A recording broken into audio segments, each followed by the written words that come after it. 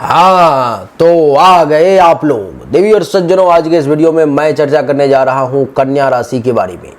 कन्या राशि वाले व्यक्ति के ऊपर में 1 मई 2024 से लेकर के 14 मई 2025 तक देवगुरु बृहस्पति का जो राशि परिवर्तन होकर के कुंडली के नवम भाव में आ रहे हैं देवगुरु बृहस्पति, उसका कन्या राशि वाले व्यक्ति के ऊपर में आखिर क्या प्रभाव पड़ेगा। क्या वो आपको अच्छा रिजल्ट दे पाएगा, क्या वो आपको बुरा रिजल्ट देगा, क्या आपके भाग्य को, आपके जीवन को बदल पाने में ये देवगुरु बृहस्पति का नवम भाव में प्रवेश आपके लिए सक्षम हो पाएगा, या बस हवाई बातें हैं, आई गई, बस ऐसे ही काम चलता रहा, टाइम पास हो गया, बात खत्म, इतना ही है। इन सभी विषयों के बारे में आज के इस वीडियो में मैं आपको बताने जा रहा हूं। तो आइए चर्चा को आरंभ करते हैं। हेलो, नमस्कार, आदाब, सलाम, सत श्री अकाल, केम छो, कस्से काय, केरो हाल है, केना छी, यहाँ सब कैसन वानी, हाउ आर यू, कैसे हैं आप लोग, केमो नाचो, मनक्कम खम्हा गणी हुकुम केमते अच्छंती की खबर, नमस्तुभ्यं, राधे राधे। देवी और सज्जनों, जिस किसी भी व्यक्ति के नाम का पहला अक्षर टो पा पी पू मूर्धन्य स्ववरी न ठौ पे पो हो, उसकी राशि होती है कन्या। ये नाम राशि की मैं बात कर रहा हूँ। जन्म राशि आपका जो है सो कुछ और भी हो सकता है, या जन्म राशि आपकी कन्या है तो नाम राशि कुछ और भी हो सकती है। ये वीडियो उन सभी लोगों के लिए है जिसके जन्म राशि हो, नाम राशि हो, जन्म लग्न हो, किसी भी प्रकार से अगर आपका कनेक्शन कन्या से जुड़ा हुआ है तो ये वीडियो आप ही के लिए है। आइए चर्चा को आरंभ करते हैं और जानने की कोशिश करते हैं। नवम भाव में देवगुरु बृहस्पति विराजमान है देवी और सज्जनों, और नवम भाव में देवगुरु बृहस्पति के विराजमान होने के कारण सबसे पहला जो योग बन रहा है वो बन रहा है आपके लिए धर्म के आचरण करने का। इस समय में धर्म के पथ पर चलेंगे आप, धर्माचरण करेंगे, धर्म के पथ पर चलने का समय है आपका। धर्म के पथ पर चल के धर्मात्मा कहलाएंगे। इस समय में आपसे बहुत ज़्यादा भूल वगैरह नहीं होगी। आप हमेशा, आपका जो मन है, आपका जो दिमाग है, वो धर्म के पालन करने पर में ज़्यादा फोकस करेगा कि ऐसा काम ना कर लूँ जिससे कि मुझसे अधर्म हो जाए, ये कोशिश रहेगी। तो आप इस समय में धर्म का खूब पालन करेंगे, धर्मात्मा कहलाएंगे। काम भी ऐसे करेंगे जैसे कि आपके लिए वो तपस्या है, पूर्ण रूप से तपस्वी की तरह, योग के बल पर में पूर्ण रूप से तपस्वी की तरह पूरे मनोयोग से पूरे 100% देकर के काम को करने का प्रयास करेंगे। कन्या राशि वाले, आपके यश में भी खूब वृद्धि का योग है। इस समय में आप एक यशस्वी व्यक्ति के तौर पर में जाने जाएंगे। आपके यश में खूब वृद्धि होगी। देवी और सज्जनों, आप भक्ति योग के तरफ भी रुझान आपका हो सकता है, क्योंकि नवम भाव ईश्वर के भक्ति का भी है, इसलिए आपका मन ईश्वर की भक्ति की तरफ बार बार जा सकता है। आप ईश्वर की भक्ति में अपने मन को रमा सकते हैं और आपको बड़ा अच्छा लगेगा। देवी और सज्जनों, इतना ही नहीं, कुंडली के नवम भाव में बैठने के कारण इस समय में आपको वेदांत पढ़ने का मन करेगा। इस समय में आपका मन अपने शास्त्रों में कुछ ना कुछ ढूंढने की कोशिश करेगा। उसको इच्छा ये होगी मन को कि कुछ ना कुछ जो क्रीम है वो निकाल लिया जाए, कुछ ना कुछ जो घी है, मक्खन है, वो निकाल लिया जाए। शास्त्रों को पढ़ करके विशेष चीज़ें जो हैं उसको निकालने की कोशिश रहेगी आपकी। कन्या राशि वाले, आपको मैं बता दूं, इस समय में आप एक भाग्यवान व्यक्ति के तौर पर में जाने जाएंगे। आपके भाग्य का रास्ता खोलेंगे देवगुरु बृहस्पति खुद भाग्य के घर में बैठ करके, और आप देखेंगे कि दिन दोगुना रात चौगुना वृद्धि होती जा रही है। अगर आपके साथ ऐसा नहीं हो रहा है, वृद्धि नहीं हो रही 1 मई से भी, तो निश्चित तौर पर में आपके भाग्य में दोष है। आपको भाग्य की जांच करवाने की जरूरत है, और जांच करवाने का तरीका एक ही है, हस्तरेखा अथवा जन्म कुंडली। उसकी जांच किसी योग्य ज्योतिष से जरूर करवाएं। मुझसे करवाना चाहते हैं तो सामने व्हाट्सएप नंबर है 7062757996।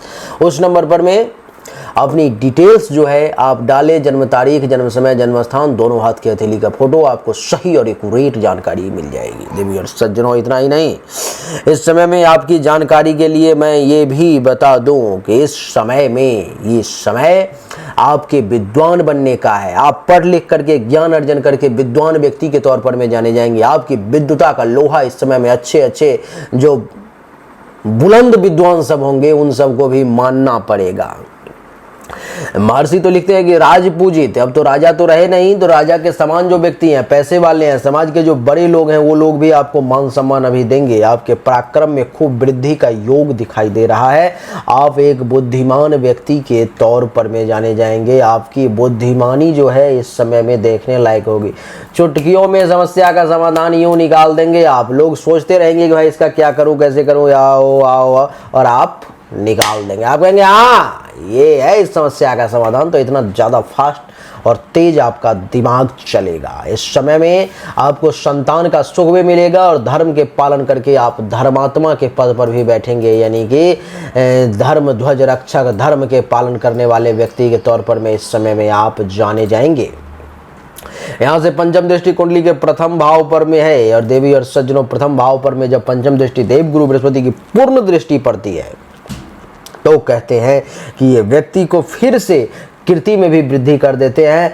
आपकी कृति में खूब वृद्धि होगी, कीर्तिवान कहलाएंगे आप। आपके कर्म को देख करके, आपके रहन सहन, आपके एक्टिविटी को देख करके लोग ये अंदाजा लगा लेंगे कि ये कुलीन व्यक्ति है, ये एक बहुत अच्छा व्यक्ति है। आपकी भाषा को सुन करके, आपके बातों को सुन करके लोग ये अंदाजा लगा लेंगे कि ये एक विद्वान व्यक्ति है। आपकी विद्वता इस समय में लोगों के सामने देखने को मिलेगी। आप पतिव्रता भी कहलाएंगी अगर आप महिला हैं तो।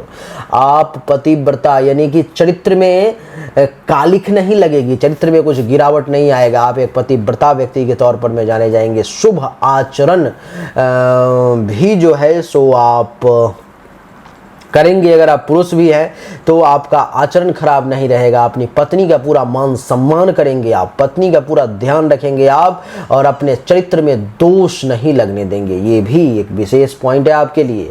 यहाँ से सप्तम दृष्टि कुंडली के तीसरे भाव पर में जो ये दर्शा रहा है कि दिन दोगुना रात चौगुना, दिन दोगुना रात चौगुना, यानी कि भाग्य की वृद्धि होती चली जाएगी। भाग्य भरोसे अपने आप काम होता चला जाएगा। आपके पराक्रम में भी खूब वृद्धि के योग दिखाई दे रहे हैं। आपको जानकारी के लिए बता दूं कि भाइयों का सुख भी आपको अच्छा खासा मिलेगा, और आप इस समय में एक घर छोड़ करके किसी विशेष उद्देश्य से दूसरे जगह भी, एक जगह को छोड़ करके दूसरे जगह भी जा सकते हैं। और हो सकता है तो इस समय में अपना ज़मीन मकान वगैरह भी आप कहीं अर्जित कर सकते हैं, जिसके कारण से प्रवासी भी अपने जगह को छोड़ने के कारण आप कहला सकते हैं। इस समय में आपका आचरण भी बड़ा शुभ रहेगा। और नवम दृष्टि जो है इसकी यहाँ से सो पड़ेगी 7, 8, 9 पंचम भाव पर में। पंचम भाव पर में नवम दृष्टि जो है वो ये दर्शाता है देवी और सज्जनों कि इस समय में आप एक धनिक व्यक्ति के तौर पर में जाने जाएंगे। धनवान बनेंगे, ऐश्वर्यवान बनेंगे, पैसा भी रहेगा, दौलत भी रहेगी, इज्जत भी रहेगी और शोहरत भी रहेगी। अच्छा खासा एक्सप्लेन करने की क्षमता रहेगी। विद्वान व्यक्ति के तौर पर में तो जाने ही जाएंगे। संतान का सुख तो मिलेगा ही, और कला के तरफ भी कमाल का झुकाव और प्रेम आपका बना रहेगा। नवम भाव में बैठे हुए इसलिए महर्षि कहते हैं कि धन की वृद्धि तो होगी ही, लेकिन संतान के जन्म की भी संभावना है। परिवार में बच्चे का जन्म हो सकता है। भाग्य की विशेष वृद्धि का सूचना दे रही है ये। पुत्रों से लाभ मिलने का योग, राज्य से मान सम्मान पद प्राप्ति का भी योग, हर कार्य में सफलता के योग, भाइयों से सुख सहायता प्राप्ति के योग, और धर्म के कार्य में विशेष रुचि का योग आपके लिए कन्या राशि वाले बन रहा है। तो समय तो बड़ा कमाल का है।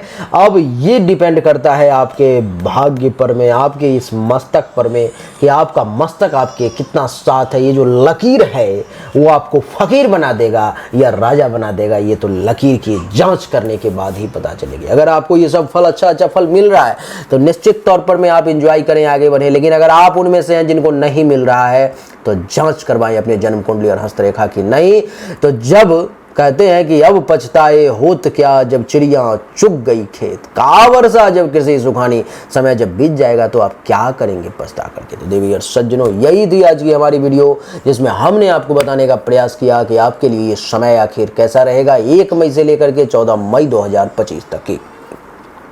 उम्मीद करता हूं कि मेरा ये छोटा सा वीडियो आपको पसंद आया होगा, अच्छा लगा होगा। अगर आपको पसंद आया, अच्छा लगा तो इस वीडियो को लाइक करें, शेयर करें, चैनल को सब्सक्राइब करके इसके बेल आइकन के बटन को दबा दें। एक बार फिर से आप सभी का बहुत बहुत धन्यवाद। Thank you so much. जय हिंद, वंदे मातरम। बोलिए राधे राधे।